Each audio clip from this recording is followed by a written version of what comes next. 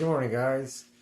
So, today I want to read out of Joshua, and this is going to be in chapter 2, and I'm going to read verses 8 through 14 for you this morning. So, here we go.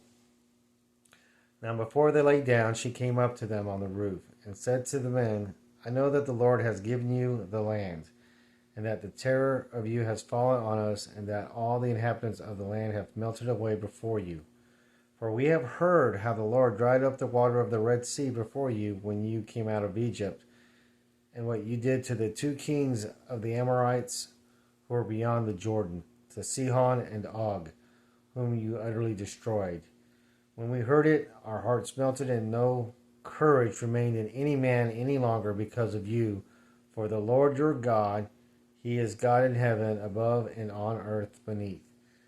Now therefore, please swear to me by the Lord, since I have dealt kindly with you, that you will also deal kindly with my father's household, and give me a pledge of truth, and spare my father and my mother and my brothers and my sisters with all who belong to them, and deliver our lives from death.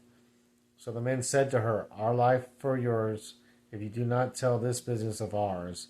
And it shall come about, when the Lord gives us the land, that we will deal kindly and faithfully with you. So, Rahab was a harlot prostitute that lived in Jericho. Sorry. Joshua had sent 2 men out to spy on the land. And they stayed at Rahab's place. And the king had heard that spies were being sent to do the land. So Rahab could have easily have turned them in when the king's men came to her place and, demanded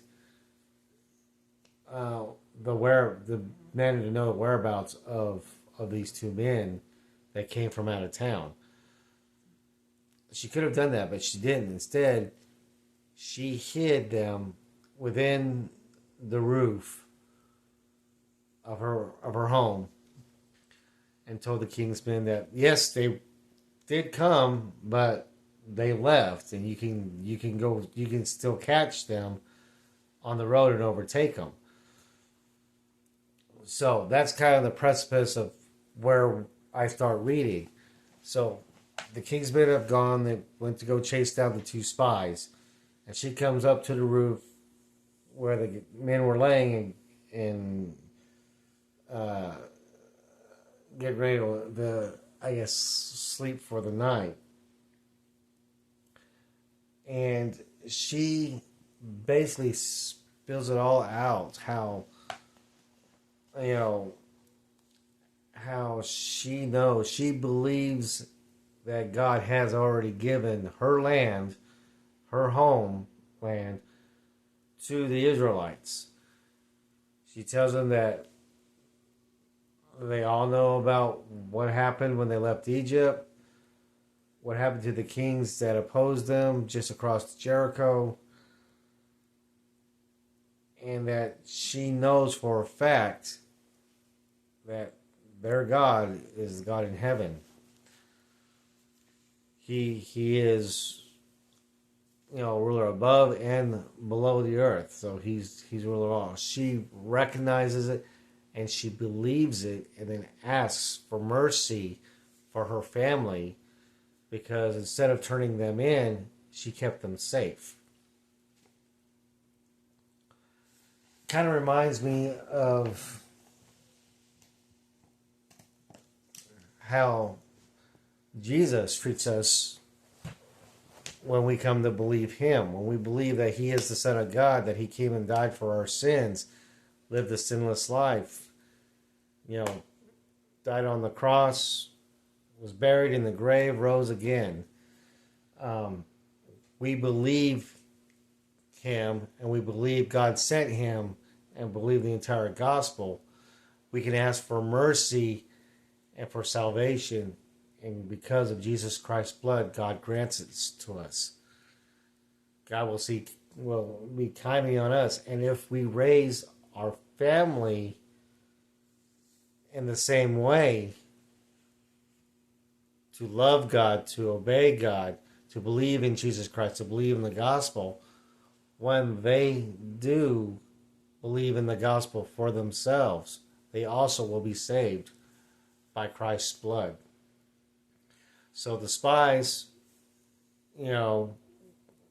told Rahab that as long as she doesn't say anything about what they're doing there, because she knew exactly why they were there, beyond a shadow of a doubt, because she believed in everything that she heard about the Israelites getting the land from God. That when the time comes and they do come and take Jericho, that they will remember her and her family and they will keep them safe. They will redeem them, if you will, from the onslaught that's going to happen in just a short time away. And in the same manner, when you believe in Jesus Christ and believe in His gospel, you'll be spared from an eternity of separation from God at the final judgment. Jesus will take you into His arms and protect you and tell God, these are my people. So, I hope that touches somebody this morning, as always, and have a blessed day, and we'll see you tomorrow. Bye.